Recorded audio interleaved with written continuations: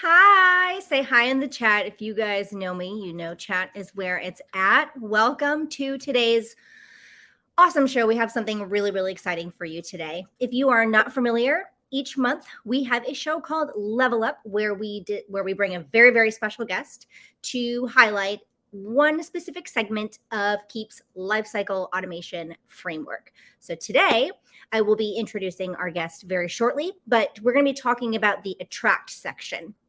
Now, if you're unfamiliar with the entire framework, the information is actually below the video feed. So you can see us at the top and scroll down to kind of get the full context of just this little slice that we're talking today. But as far as attract, the actual subject matter discussed today will be how to use AI tools to generate content that converts. Now, everybody knows that this is a very, very hot topic, and there's so much information out there. And as it goes, you guys know this, right? Like when something's trendy, it's like a blossom of algae, right? Like it's everywhere, and there's good information, there's bad information. So that's why we're so excited to be having the show where we bring in a very, very experienced expert to make sure that we're getting the right information. And the best part about these level up shows, you guys keep coming every month because you're always going to get actionable information. So you're not just coming and learning, you're going to get information that you can use as soon as you click leave. So buckle up, babes. Okay. All right. So I want to introduce our host, or actually I'm the host. Hi. I'll introduce myself first. My name is Jade. I am a Keap certified partner. I have the pleasure to hang out with tons of automation experts and people that live and breathe this lifecycle automation stuff every day. But today, our guest expert, we want to flip that over. I'm so excited. Let's bring her up. Everyone say hi to Sarah Watts. She's the CEO of Business Heroes. And one of the really fun things about this show, guys, is that we have people literally from all over the world. Are you in Sweden today, Sarah? Yes, I am. Hi, everyone. Everyone say hi to Sarah. She is amazing. And before I let her kind of elaborate on herself, I'm going to love her up because I'll probably do a better job because it's really fun to love up on people. It's hard to talk about yourself, right? Guys, Sarah has been around the block. She's extremely experienced, well-rounded, full-blooded entrepreneur. Her entire life, her family's entrepreneurs. She eats, sleeps, breathes this stuff all day long. And so one of the most amazing things that she's going to be talking about AI today, not just best practices and why it's important and how we can use it, but from conversations with her and things that I've already learned from her, it's so fascinating to find out how, have you heard people say about AI like crap in, crap out, right? Like how can we efficiently train it and onboard it like a human?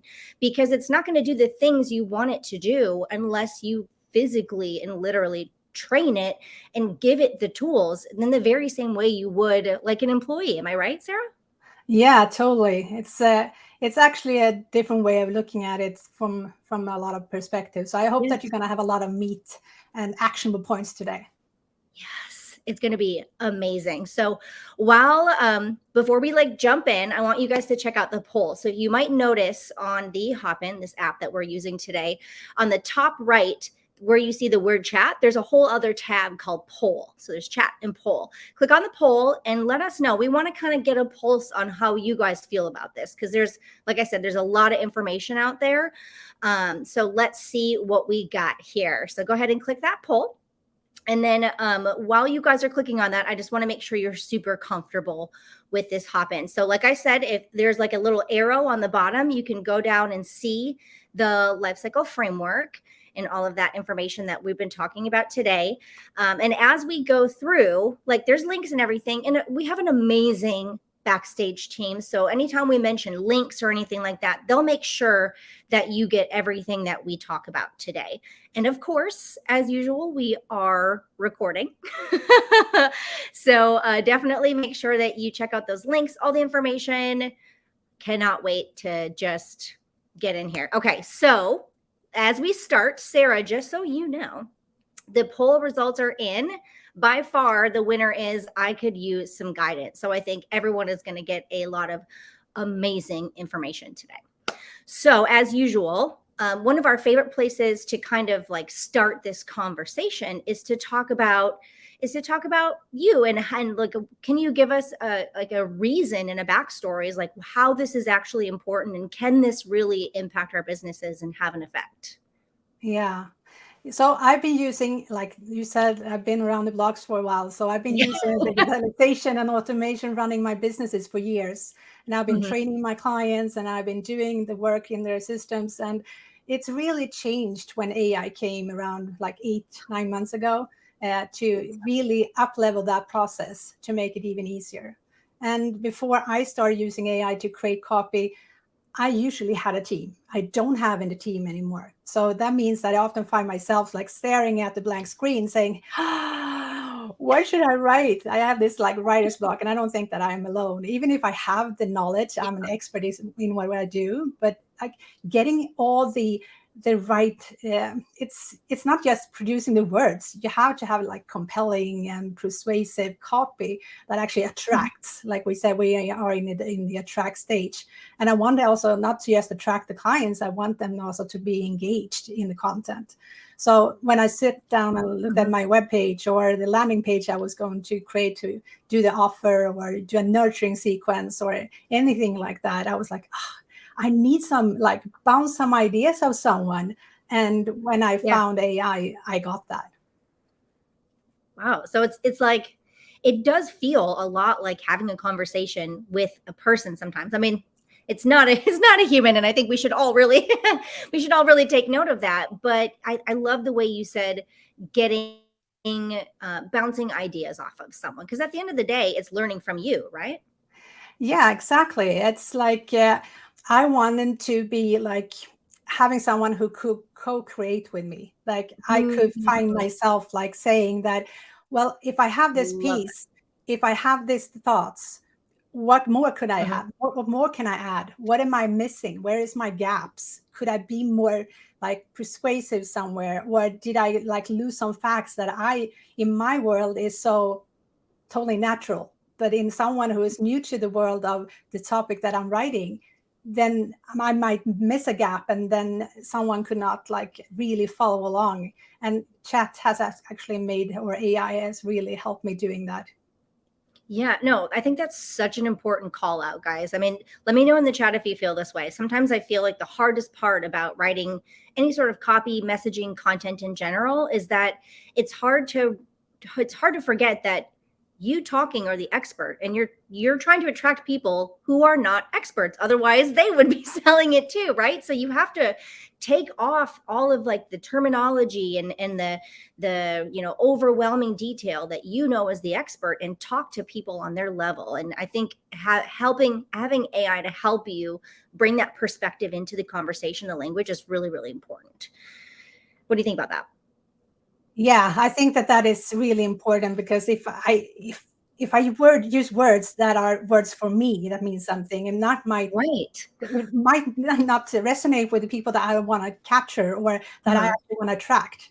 They look at something that they feel like, well, that's like totally not attracting me. So I'm scrolling, or I'm not listening to that webinar, or whatever it could be. So Mhm. I've been using it a lot to say, hey, what words do they use? What kind of sentences would be good? If you look at my ideal client or my ideal customer, who would that be when it comes to words or sentences, or maybe questions that they have that I don't address, that I need to address?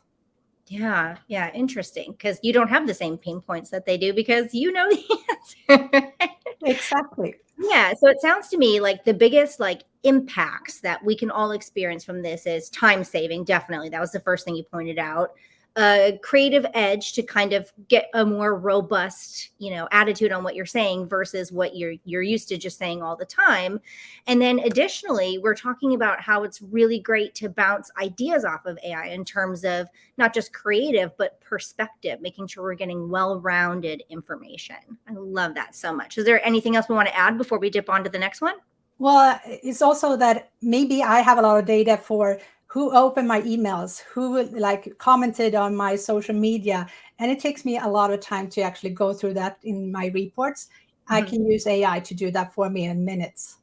Yeah, yeah. And I think in the chat here, Catherine had a really good call out. She said, if I can't explain it so that my kids understand it, I figure I don't know it well enough and need to go study more. So I feel like, Catherine, all this super actionable stuff we're going to be discussing today is going to be incredibly helpful, because AI is going to be that, like, quote, as Catherine said, the child in the room to help you physically be like, oh, okay, I guess I'm not explaining it well enough, so that a 5-year-old or a stranger in an elevator, right? Because the people that really need you maybe don't even know they need you yet until you explain it to them in your copy, and AI can help you get that information, right? Yeah, sometimes we talk about like get into the head of the consumer or the customer and think about what they're Yeah, thinking of, and actually grabbing that attention to that. And if we don't know what they're thinking about, maybe the chat can help us. yeah, yeah. Mm. So we've been chatting a lot, even just so far. We've been getting really actionable ideas, I feel, just from like being able to ask your AI chatbot or whatever tool you might be using, hey, what would my customer think about this, or what are they thinking about? So far, all we've actually really discussed is what is the possible impact.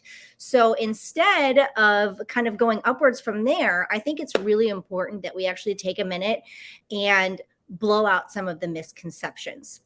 So let's move on to the next one, because like I said earlier, when things are trendy, guys, there's a lot of bad comes with the good. And I feel like, is it just me, or is there a new tool and a new AI app coming out every 2 seconds, and it makes me very skeptical. And obviously Chat GPT was the first and biggest one, but now they seem to be getting more and more niche. So let's kind of like dispel some of the negative things that might be worrying us, because we want to clear that air so we can go in wholeheartedly. So what do you think are some of the most common misconceptions? Well, I think the most common misconception is that it's like generic, uninspiring content that it gives to anyone. You find some like prompt. That's what it's called when you go into a chat and you give them some and ask them to do something. And you Google it and you found it, and someone says, "This is awesome, and this is working really good for me." And then you put that into your context and maybe your chat, and you realize that this is not like this is like someone else could do. Everyone can actually publish this information. It's not specific for me or my clients. And then that's really a misconception that a lot of has, because they haven't trained them. So it's like if you ask someone saying, hey, do you know how to write copy? You find someone at the street and you can say, oh, you're going to be my copywriter. And you say, please write a copy about this and this subject. And they will do a really good job about it, but it will not be specific for your clients or for you, because they don't know anything about you or your client yet. Mm-hmm. And do you mean trained by expertise, or to your particular flavor on the expertise, or both? Mostly like they already know a lot. Like the AI is really trained on everything. But it's how you would like it to be used. Like, what is your way of using it? What's your context? What is your like your tonality? What is your brand? What does your brand stand for? What do you help your clients with? Which is more specific to your niche or your products or services? Yeah, yeah. And in the chat, John Perry Pellegrino, thanks for chatting that. He made a really great comment. He said, oftentimes in marketing, we're looking for new ways to say the same thing, i.e. our services, our benefits, our value proposition. AI is great at giving you new perspectives on verbiage. I mean, I'm so afraid when I write copy that I'm going to be like, but wait, there's more. I don't want to be cheesy, but I do want to be exciting. I mean, are you saying you can train AI to be exciting even in your own voice? Yeah, like I started thinking about AI as my coworkers. And when I had a team, I trained them on everything, what we did, what the customer journey is, and what makes us stand out. How do we attract people, and really look at the meat of the business. This is how we run it. This is what we do. And if you look at the same way of how you train AI, it's exactly the same thing. They're really good at the job. That's why they got the job from the start. But you have to train them how to do it for you and in your ways that actually attracts your clients. Okay. So, and I also noticed you mentioned that you said AI generated content lacks personal touch. And that also like worries me because I don't know, I think everyone thinks that they're a special snowflake, but like I'm weird and I'm quirky and I have a very unusual sense of humor. And like, is it actually possible to like train AI to like make my weird jokes? Yes. Sorry to say that, but it's yes. What you can do is actually say, these are emails that really converted. Here are social media posts I posted that really attracted a lot of attention and engagement. And you copy that information into the chat. Mm-hmm. And the chat now, when you ask it to write, can you please write me 5 more social media posts in a similar way and in the tonality that I used in my previous post that I already posted in the chat with you. So you can actually ask a chat to say, hey, I want to write as Frank Kern or some other kind of guru that it's out there. Yeah. Or that doesn't work for you. So maybe you write it as Oprah Winfrey, or how do you like they are trained in a way of reading a lot of content and finding out the way of like doing it. And it's amazing. Now we can look at like songs are sung by really, really good artists, but you cannot even recognize that it's AI. You can see books written by AI, and it's written in this totally the same way as the original writer, but it's a whole new plot in that thriller or whatever. So yeah. Yeah, no, totally. And I'm just so grateful for you being beautiful and smart and perfect, because you literally addressed like the two things that have been making me nervous about AI since like ChatGPT first like blew up the world recently. And I'm like, well, I'm hesitant for these. So I think that that makes me feel better. I hope everyone watching it makes them feel better. And Catherine's hilarious. She said it might even add some quirkiness to me. I don't know. Well, we'll see it. I will try it. I trust Sarah. I'll give it a try. So now it's like, if you look at my point of view, when I write a lot of details. It could be kind of boring to read because it's like you said, the experts in the room.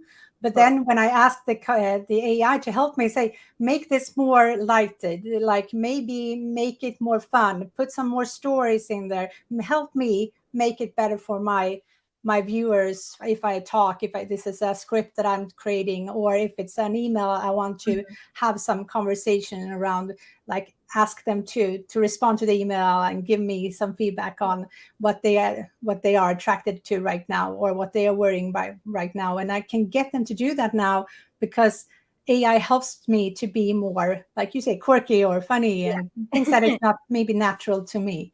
Yeah, you are funny. I've seen you. So now that we've kind of blown through the things that make me nervous, I don't know about y'all, I can't speak for you, but I think that kind of clears the air. So let's get to the meat, guys. So I promised everyone, all of you watching, I promised that we would give you actionable material. So we're going to cover everything on the slides. You can tell it's pretty conversational, but I want to make sure you guys get as much meat as possible so you can try new things. So we asked Sarah ahead of time, what are 3 things our audience can start doing today, like right now, to train AI to be your professional copywriter? So let's jump in. What's your first tip that we can actually do?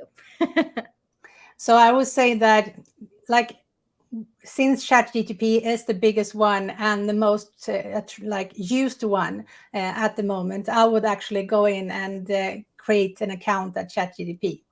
And the first thing I would then do when I did you don't have to have the paid version. You can have the free version. If you want to have the paid version, you can also use some plugins, which makes it even more powerful. But you can absolutely start with the free version. And what you do when you start an account is initiate a new chat. And think of that chat as an onboarding session with a new AI team member. So, like, let's say we do a copywriter. So we lay out the role that chat, that role is going to have in your company. So it could be Lisa, the copywriter. So I actually name my chats. So instead of having the first, like the name of the chat in ChatGPT is usually this first kind of subject that you discuss. Yeah. And I go on and rename them too, because then I know Lisa is my copywriter. Mm-hmm.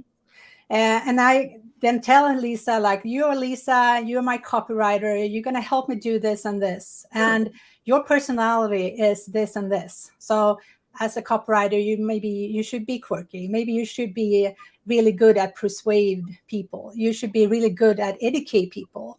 And you have to figure out what kind of personality traits that comes with that. Is it to be educational? Is it to be understanding, engaging?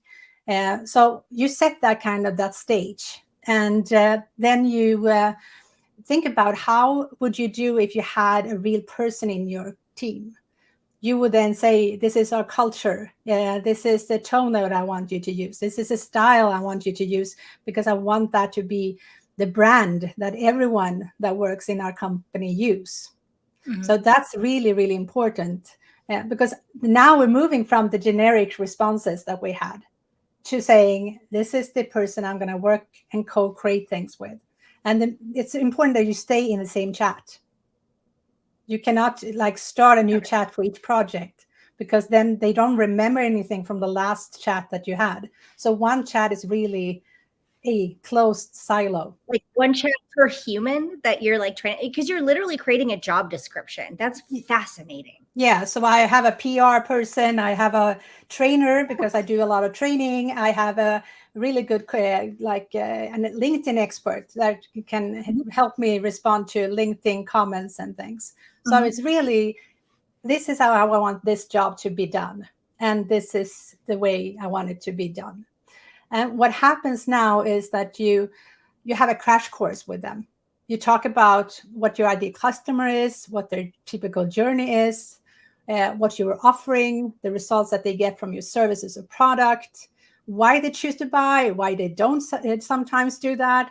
Maybe you add some testimonials. Like you take bits and pieces of everything that you have to give that person the right training, like you should do with like any other like team member, even if they're not AI. Mm-hmm.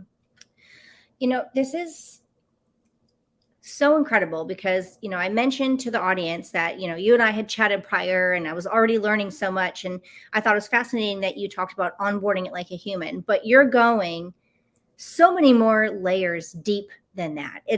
I interpreted that as, you know, I'm walking into a job, it's my first day and you tell me how to do my job, but you're talking about 2 layers deeper than that. You post a job and you say, this is the job description. This is the kind of person we're looking for. This is our company values and what we stand for and who we serve before that human, right? Before that human ever even applies. And then you vet that person. And if that person is maybe kind of a good fit, you have to interview them and, you know, test them, as you said, like run them through the gauntlet, right? Like, and, you know, give them all the information and then test them again until you know that they're the right flavor for the job. Yeah. So in the comments, we talked about this. Let's actually pull the list up again, guys. Thank you so much. So we talked about number 1, the context, and that's kind of what I was alluding to, like not just onboarding the person. Hi, here's your desk. This is how you do your job, but giving them the context before they even walk in. Like you want that person to know some things ahead of time. So for number 2, you're talking about that's more like, this is, you know, the training part of the job. This is how you do your job. How do you do that in, like, for example, a chat GPT conversation? So I take bits and pieces of my customer journey and I say, okay, this is where they are in the attract phase. This is what we discovered. This is what they actually do. This is keywords they're searching for that we already know. Like I give them all the information I think that they need as the role. So if that's a legal role, they need other things. But for like a copywriter, for example, needs to know more about the customer and the conversations to make sure that we have SEO on our webpage, that we have really good headlines on our email so they get open, or that we know exactly what kind of like words we use on buttons so they click, because we know our customers and we know our audience. But we have to tell the AI then to use the same things. And then we can also talk about that when we're done with educating them, we're starting to interact and say, okay, let's start trying to do some things together, see if you understand and what the output is. And then we can tweak that. And a lot of people, what they do wrong is that they find something from AI and the conversation, they put that into a Word document or a Google Doc, and they continue working it on themselves, like by themselves. So that's you don't recommend that? No. You should stay in the chat, because now you're co-creating with the person that is your new team member. And the team member will be like, you have a new employee, you will have a lot of back and forth before they understand how it works. And they can be more and more, like they can do more and more work by themselves. You're like the chief editor of Vogue.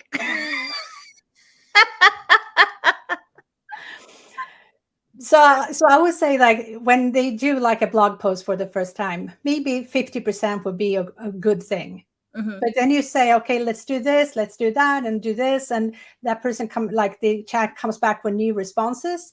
And then finally you're done. Okay. And then you say, okay, this is what I'm looking for because of this and this reason.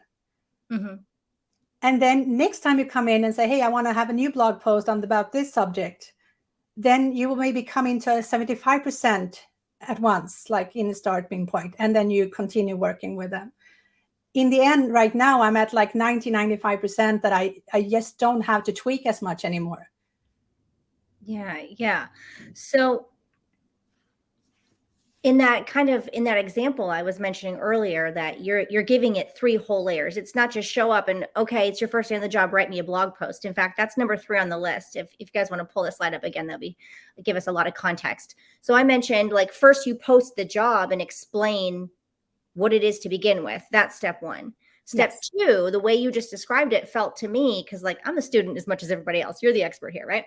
So number 2 felt like, okay, you show up for the job. Now I'm going to train you how to do it, and I'm going to hover over you until it's right. Yes. And then now let's move on to 3, where you actually, okay, I trust this new onboarded employee. I'm going to give you a job to do, because we have some really spicy questions coming in about, like, wait, how do we save the material? So let's first talk about how we the specifics of number 3, and how do you actually get it to create content now that they know what's going on and they've been trained?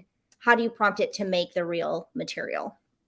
So I would say maybe then they know the offers I have, they know the price points, they know the customers. So now I say, okay, let's do maybe a 12-week series of blog posts. I want to post a blog every single week, because then I can send an email to my list to get them to be excited about what I do, and they come back to my webpage. And the first thing I do is like say, yes, give me headlines for the blog post for the 12 ones. And I want maybe 5 of them to be in this topic, maybe 5 of them to be in this topic. Yes, because I want them to maybe move them along in the customer journey to know more about what's going on when it comes to pains or gains or gaps or whatever like information I have. And the chat comes back with like 12 topics. And then I say, okay, let's keep 1, 2, and 5. Give me more.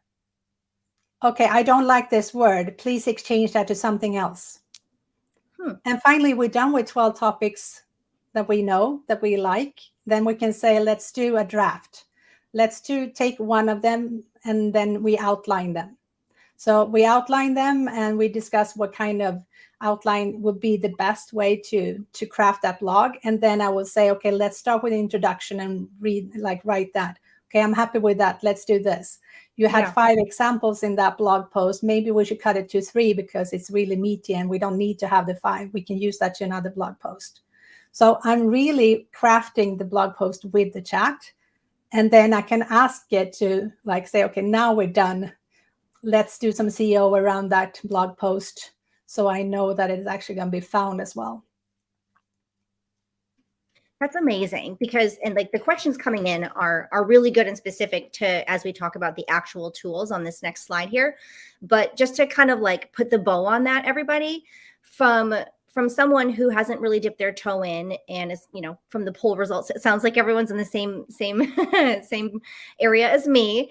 It's that I feel like if I could sum up everything you just explained, is we all start with step 3. We just hop in ChatGPT and say, give me 12 posts instead of context, training, and then ask for the material. So if you guys take nothing away from this today, take that. Like, don't start with 3, step with 1. So let's move into the act, like, what are we actually talking about, right? Because we've been talking about concepts, and the questions coming in are like, what's a chat? How do I save it? So let's talk about the big guns in the room. Go ahead and tell us a little bit about ChatGPT and what you mean by the chats and how we use that. Yeah, so I would say like the ChatGPT is my expert, is my collaborative person who is never sick, never has sick kids, never wants to be off work. And it really produces top quality work for me. So that's something I really, really like. But it also makes it really important to, like you said, where should I, like, when I do something with the chat, can I remove some conversations or can I add some conversation? Where do I store the conversation? Think about it as like you write, like if you work with a coworker, you have a conversation, but where do you store your content? Maybe you have a folder where you have blog post drafts. Maybe you have blog posts that are approved to be published. Then you have social media discussions maybe, and then you put that into some folder where you have it so you can be easily copy pasting it and publishing it. So think about it not as a storage, it's a conversation. When you find something that you like, put that into a long time storage that is actionable and your team can use it for their work. Yeah. And can you see that, Sarah? Like I asked the team to put this up just for you because I feel the same way. Like, I have been very hesitant to fully embrace it because anything that is very trendy, I kind of wait. I buy the new iPhone last because I want everyone else to break it before I get you know what I mean? So I feel the same way. I'm learning so much that I feel, like I said, crap in, crap out, right? Like, I know how to train it. I know how to onboard it like a human. So I think the way that people have been asking questions, I think the best thing to cover just on this, kind of wrapping up like what Chat GPT is people are kind of they're unsure about, what do you mean by chats or people or tone? So I believe that it's almost like a cell phone, right? Like, you have threads of people, and even if I have a private chat with Sarah, I can have a different chat with Sarah at the same time and maybe call them different things. I mean, can you kind of describe what you mean by that left column there? Yeah, so I would say, like, in my chat, I have like the Lisa, the copywriter, and I have someone else who's my lawyer. I have someone who's my trainer. I don't go into the trainer chat to discuss blog posts. I don't go into the lawyer ones when I do that. I use them for different tasks in my business, as I should in a team. So if I have something that I want to have help with when it comes to maybe legal requirements, maybe have someone who's helping me drafting some terms and conditions or something, or maybe I just want to have my terms and conditions that I have proofread before I go to my actual lawyer to actually have it approved, because like, it's not a lawyer per se that you can use as someone who's gonna stand in court for you, but it really helps you. But the same thing as if I have a customer support chat, I can have all my customer support questions coming into that chat, and I can have help to respond to them. And then I can take the response and I can post it as a customer response. But at the same time, I can go to the customer support and say, hey, it seems like we have a lot of questions. Can you please write an FAQ that we can post on our webpage based on all the questions that we already discussed? Yeah. And can you, just for 1 second, because I know that people are asking about this, and I know it's not like, educational or conceptual, but I do think people should know. People are asking like free versus paid or GPT-3 versus 4. Is it worth it? What do you think about the different versions? Because I think we all can and should go and do some research on the actual product itself, because we're here to talk about best practices mainly. But just what's your quick soundbite of an opinion? So I will say I use the chat for the chat GTP 4. So that's what I use, just because I want to have the plugins. Plugins means that I can also have access to the web. So I can tell my copywriter to go to that link that I provide in the chat to say, can you please help me improve my landing page? It goes to the landing page, it reads the landing page on the web, comes back and say, I like these things, but these are things that you can improve. And here is my example of how to improve it. Interesting. So those kind of plugins are not accessible for the free version. So if you are looking for having even more power, I would say, like, I think it's $20 or something a month right now for the ChatGPT 4. So I would say that it's actually a good investment. It saves a lot more time instead of going to the web page, copy pasting everything, putting that in manually into the chat, saying, hey, I want to have help with this. Yeah, that's fair. and to be fair, everyone, like, there is a free one. So if you haven't tried it yet, dip your toes in. Yeah. But suffice it to say, her number one suggestion is when you ask ChatGPT a question, it creates like a thread on the left side. And the name of the thread shown is the question that you typed. And her number one, like the lesson learned today, is rename that into a team member. And even in the comments here, Maria was saying, so what does each person need to know? My assumption that Sarah is saying is that the answer is the same way as you would a team member. Does your social media person need to know everything, or what information would you give to your social media person so that they could effectively do their job? Yeah, so I totally agree. Like, it depends on what they need. The customer support agent do not need to know the CEO keywords that we use in our blog posts. But they should know all the questions that are asked and all the things that are like all the routines that we have. If they have failed payments, how do we do that? If they have like a membership that they have, like they should have new logging information. That information can be done by that customer support. But the copywriter do not need to know that. So it's really depending on what they need in their work. Yeah. And speaking of tools, I want to make sure that everyone watching knows, because someone asked this earlier in the chat. So I was saving the juicy stuff for the tools conversation. But someone was asking, how has Keap helped you with AI generated copy? So I don't know if you use Keap's copy generator, or if you want to shine some light on that, or I can as well. Well, I used it for a lot. I like the content assistant. It's been a really good way for me to follow along. It's like it still has the OpenAI kind of really, really good like baseline, and then you have the really, really good training from copywriters that knows exactly how to do all these things that you can do in Keap. And how you will be asked questions like a guide.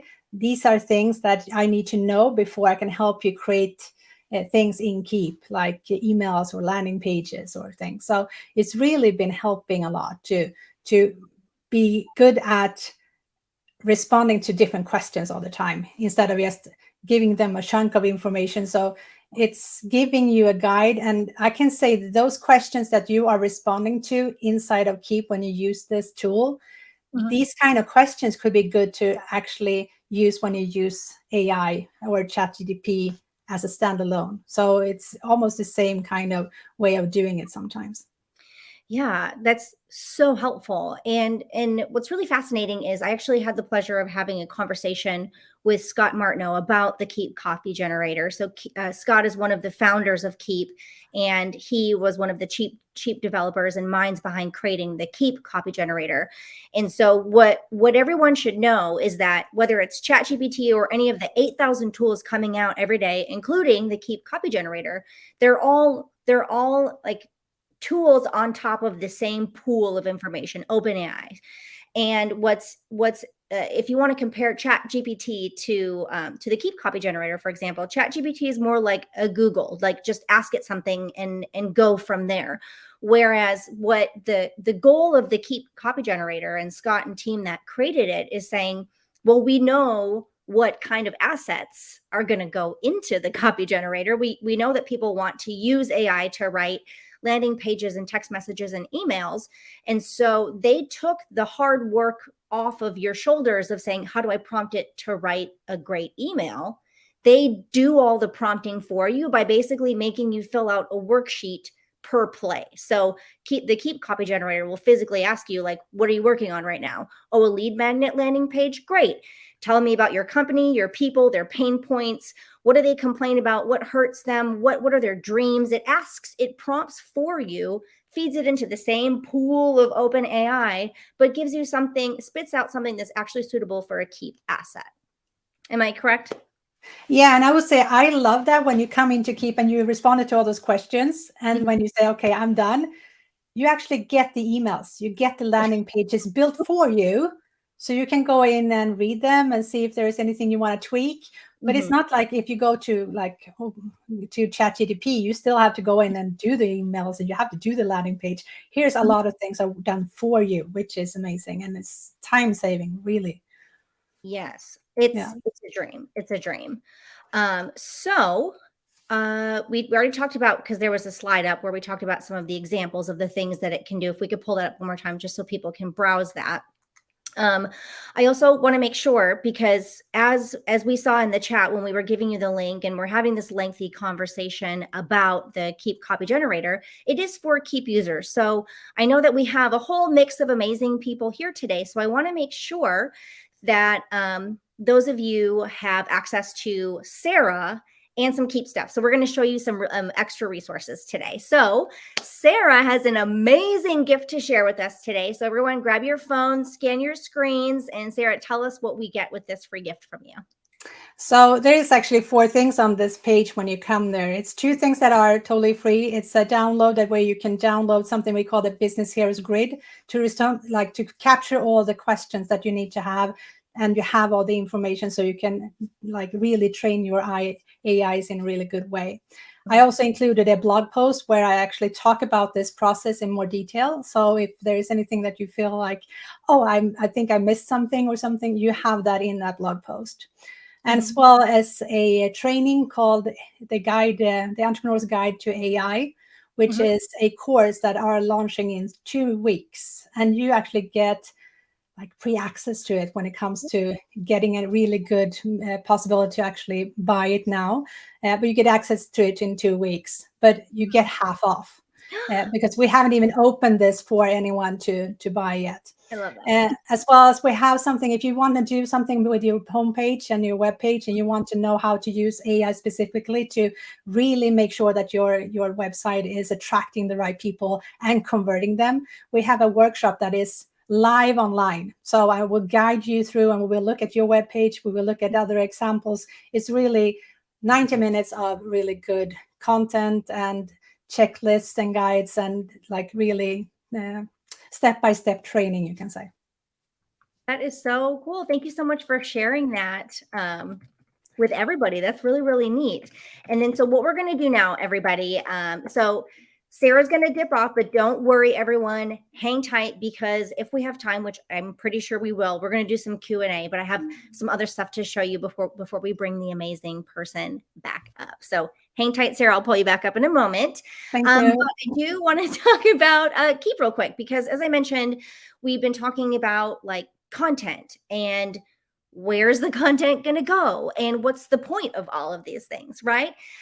So Sarah and myself, we both use Keap. So if you're unfamiliar, Keap is a automation CRM platform. So CRM meaning contact relationship management. So it's where we put our people. It's where we put our leads. Because what's the point of content, my friends? It's to attract right? That's the part of the framework we're talking about today. We're attracting our people and we're putting them through our entire life cycle of our customer journey.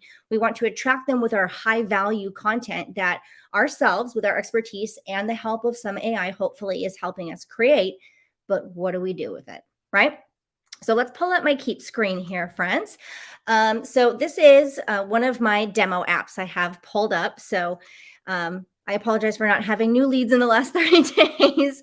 But, at the end of the day, we still need to have a really good bird's eye view of our business. So right off the bat, everything you see on the screen here, except maybe one custom stat I made, everything across the top just comes with it. So this is a Keap Pro app. And every time I log in, I know how many contacts I have, how many new leads, how many repeat clients, what sales am I generating in the last 30 days. And I can even toggle and switch that to 30 or last 7 or today, depending on what you want to eyeball. But of course, this is where our people go. So I'm going to click on contacts, and this is the list of leads and or customers that are in my app. Because if I'm going to use AI to create, let's say, an amazing lead magnet that I want people to download, my free resource, well, of course, I'm going to gate that. I'm going to request that they give me their name and email address. And once they give that to me, then I will fulfill on my promise and I will give them the high value resource via email. So that's how I physically capture their information, because now they're in my system and I can automate that journey and give them the best of the best that I have 24/7. So in addition to being able to store your contacts and their information, we can put in their name, their email, their phone number, what tags they might be having, if they have any outstanding quotes or sales. This is data we just need to know at all times. Luckily, this is all taken care of and displayed for you automatically. But in the marketing section, this is where all of this AI stuff becomes really relevant, because I can create public web forms. I can create landing pages where I put the AI generated content. I can physically say, like, hey, ChatGPT or Keap Copy Generator, I want people to download my free guide. How do I make it enticing to them? So that would go on the landing page. So people are going, shut up and take my money, right? They're saying, click, click, click. I want this. I want this. It goes on a landing page that Keap provides for you. So even if you're new and you don't have a website yet, landing pages are actually part of the service. And of course, when people get my stuff, I can send them your awesome thank you text. I can send them emails. And the best part of it all, the coup de grace, is the automation. So there are easy and advanced automations. And if you're new to the automation world, it's simply a when-then statement. When someone fills out my form, then send them the goodie that they requested. When there's a new lead in my system, then put them into my long-term nurture campaign so they get to know me and my value proposition, and we can connect and invite them to my webinar so I can get to know them. The possibilities are really endless. It's so fun to automate all of the things that you would be doing as a person if you didn't have to, eat and sleep and take care of your families. If you could just serve your VIP clients white glove 24/7, you can put that into your automation and be your best all the time. It's amazing. And AI now cuts that work even more. So what I'm going to do now is I'm actually I haven't ever changed like screens or apps before, but I'm going to stop that. And to be fun, I even pulled up a sample of the content creator. So I'm going to share that now. Okay, I'm ready. So when you are a Keap user, your Keap user access also gives you access to the plays. I'm actually going to X out of this and kind of show you what it looks like when you first go to the plays dashboard. There are templates you can browse. And, we're here on this show talking about lifecycle automation. And I got to tell you guys, Keap as a company and all of our certified partner family and users, we really embrace the lifecycle automation. In fact, I can filter it by lifecycle automation. Are we talking about collecting our leads? Are we talking about converting our clients? Are we talking about creating fans? So we really eat our own dog food, if that makes any sense. So what we do here is I'm saying, what do I want AI to help me generate? So I want to say, I think the example I was using, let's do a a lead magnet or something like that. So I have one started here. So I can click on my lead magnet download or click use the template. And this is what I was talking about earlier. Instead of saying, hey, Chat GPT, I want to make this thing and trying to remember how to onboard it the way that Sarah so beautifully laid it out, Keap already knows what you're trying to accomplish and knows what pieces it needs to write it really, really well. And so for this specific use case, it knows that I'm offering a lead magnet. Well, if I'm going to do that, the AI needs to know, who am I targeting? Who am I and why should they trust me? And what is the actual asset itself that I'm giving away? And I'll go through just one little piece of it because I want you to see how powerful it is. It asks you to describe, for example, who is your target market? Let's say I have a membership for struggling moms. So you give them a term. How would you describe the people who have achieved your promise? So what's on the other side of, when you go across the river to Pleasure Island, like, what are you going to get? I'm going to be a happy, connected parent. What are the problems that they go through? These are the kind of things that ChatGPT doesn't provide because it's more of a, ask it and it will answer you. And the Keap copy generator is much more of a guided experience, if that makes sense. So that's my demo for you. And I have more good stuff for you guys. So don't go away. And we have amazing questions saved. So keep it going. All right. The next thing I want to show you guys is, speaking of Keap and all of these certified partners and, us like living up to, we're not just a tool. We talk about best practices. We talk about third-party tools like AI. We do these things. Well, I would love to see you. We are having a conference coming up. It's the Let's Grow Summit. If you have been around the block in the Keap family for a while, it was formerly Icon. So this is the conference where Keap users, or if you're not yet, come and hang out with us anyway. This is a conference where we learn to grow our business. It's literally called Let's Grow Summit because we are there to grow. It's not there to just talk about how awesome Keap is, although you'll absolutely get some product training or learning more about the features so you can get the most out of it, of course. But we're going to talk about the lifecycle automation training. These amazing people like Sarah will be there. I will be there. We're going to have obviously keynote speakers, just like you would see it at a conference, and amazing sponsors that create the kinds of tools like the copy generator and all of the people in our very robust community. So you're going to learn a lot. There is in the comments, we're chatting the link, but go ahead and scan. And because you are here watching this today, you are going to get a little bit of a discount. So you can use this promo code. So when you get to the checkout, make sure you use the level up 20 LGS. Make sure you get 20% off. Super, super excited. Come and say hi to me and say hi, Jade. I'm here because I saw you at Let's Level Up. So I want to see you there. I'm very excited.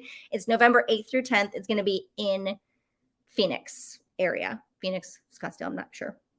But it's going to be in the Keap family area. So excited. I hope to see you there. And of course, as I mentioned, guys, the copy generator is available for Keap users because it helps you fill in the assets in your app. So if you're not yet a Keap user, make sure that you take advantage of another 20% off discount.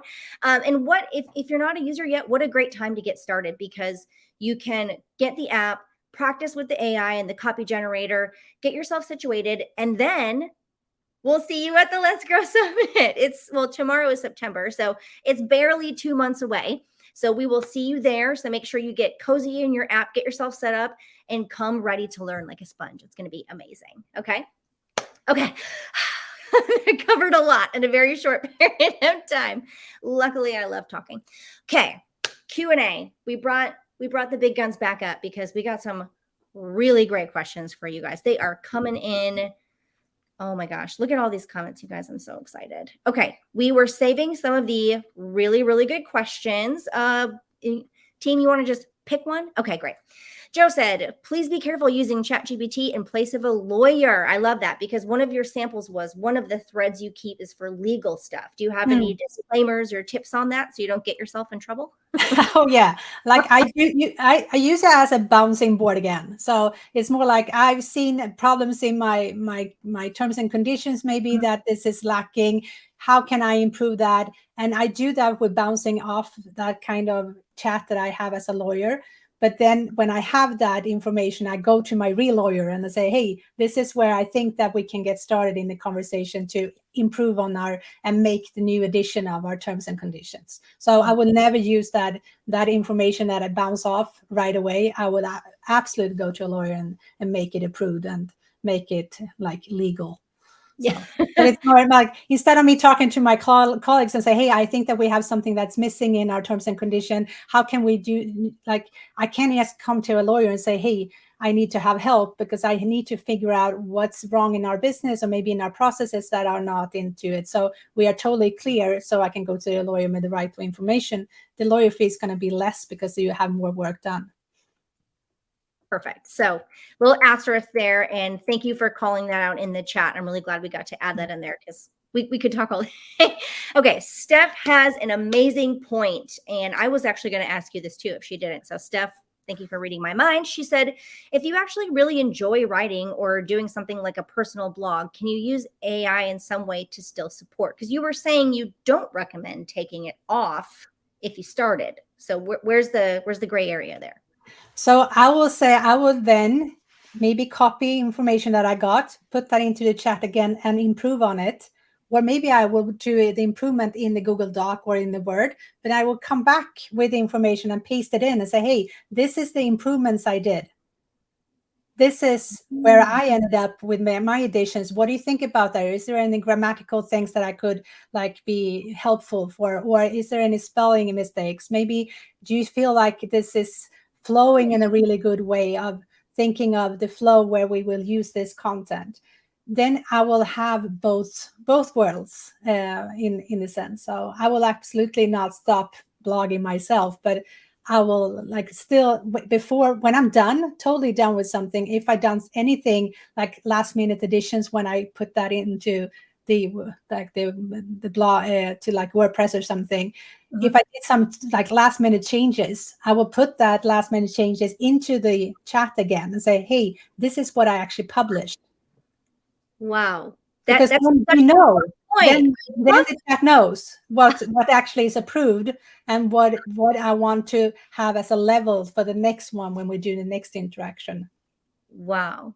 That's amazing. And I mean, is it safe to assume that even if I just write something on the fly and don't ask ChatGPT for advice in the first place, to still say to the, that person on the thread, say, hey, I wrote this FYI, but this is my voice. Use it for future reference, right? Yes, exactly. Learning. Yes. Yeah. Wow. Guys, that's my favorite takeaway so far. Okay. All right. Next question. John, your questions are great. I like to use a note-taking app like Notion to store various contexts and other pieces of data. You can keep them updated as you develop your product or service. Acts as a source of truth for your training. So, Sarah, can you kind of illuminate on different types of tools and why you might be using one or the other? Because there are stuff that AI is your transcripts versus ChatGPT versus Keap. Like, which ones do you use and why? That's a good question. It's like if I have something that is not, it's a draft, I will put that into my Google Drive because that's where I have my drafts. I think it's like less important what kind of tool you use, as long as you use the tool and you are consistent and you have the same structure in your information. So there's no time consuming of where is my information stored. So everyone that if you are by yourself, or if you have a team, they know where to access things. So even if I write some like emails into Keap and I use the content tool that you have with the AI there, I will still pull it out from Keap and put that into the chat to say, hey, this is the email that's sent out already, just to have the tonality more phased into that. But then also put that into a long time storage as well, because I might want to go back to it or search, when did I send this? Because in Keap, you can see all the information that's sent, but it's not that easy to search in. Interesting. Yeah. So it sounds more like utilitarian, what makes the most sense. Yeah. But I saw that wasn't the only app suggestion on the side. So if any of you guys in the chat are using something that we haven't mentioned yet, just drop it so we can all see it and maybe look it up for ourselves and see if it's useful. Barbara had a really great call out. She said, explain to me the difference between keeping a thread per person, or would you bring in that person into other areas? Like, so for example, when she asked this question, it made me think of like Slack, for example. I have private chats in Slack with people for their job only, but I also have like a channel for the whole marketing team to talk about, you know, more robust things that involve everybody. Do you do that in ChatGPT, or do you limit it to just the person and their job? Yeah, it's like you cannot join several chats into one.